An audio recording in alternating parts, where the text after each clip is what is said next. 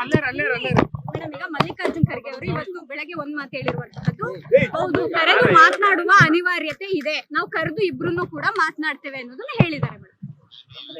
ಹಿರಿಯರು ಆ ರೀತಿ ಹೇಳಿದಾರೆ ಅಂತಂದ್ರೆ ಮಾತನಾಡ್ತಾರೆ ಅಂತ ಅರ್ಥ ಅಷ್ಟೇ. ಇದೇ ಸ್ಪಷ್ಟತೆಯನ್ನ ಅನೇಕರು ಹಿಂದೆ ಕೇಳಿದ್ರು, ತಡವಾಯ್ತು ಅನ್ನುವಂಥದ್ದು, ಇಷ್ಟೆಲ್ಲ ರಂಪ ಆದ್ಮೇಲೆ ಕರೆದು ಮಾತನಾಡುವಂತಹದ್ದು. ಅದ್ರ ಬಗ್ಗೆ ನನಗೇನು ಗೊತ್ತಿಲ್ಲ. ಬಟ್ ನಮ್ಮ AICC ಅಧ್ಯಕ್ಷರಾದಂತ ಖರ್ಗೆ ಸಾಹೇಬ್ರು ಈ ರೀತಿ ಹೇಳಿದಾರಂತಂದ್ರೆ ಕರೆದು ಮಾತನಾಡ್ತಾರೆ ಅಂತ ಅನ್ಕೊಂಡು. ಮೇಡಮ್, ಈ ಗೊಂದಲಗಳಿಗೆಲ್ಲ ಯಾವಾಗ ತೆರೆ ಬೀಳ್ತಿದೆ ಮೇಡಮ್?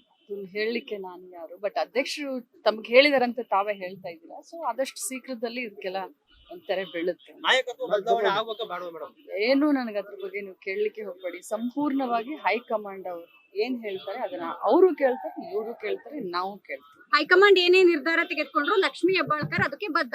ಖಂಡಿತವಾಗ್ಲೂ ಹೈಕಮಾಂಡ್ ಅವ್ರು ಏನೇ ನಿರ್ಧಾರ ತೆಗೆದುಕೊಂಡ್ರು ಕೂಡ ನಾನು ಬದ್ಧ ಆಗಿರ್ತೀನಿ, ಎಲ್ಲರೂ ಬದ್ಧ ಆಗಿರ್ತೀವಿ. ಮೇಡಮ್, ಈ ಪವರ್ ಶೇರಿಂಗ್ ವಿಚಾರದಲ್ಲಿ ಮಾತುಕತೆ ಆಗಿತ್ತಾ? ಯಾಕಂದ್ರೆ DK ಶಿವಕುಮಾರ್ ಅವರು ಅದ್ರ ಬಗ್ಗೆ ನನಗೆ ಏನೂ ಗೊತ್ತಿಲ್ಲ.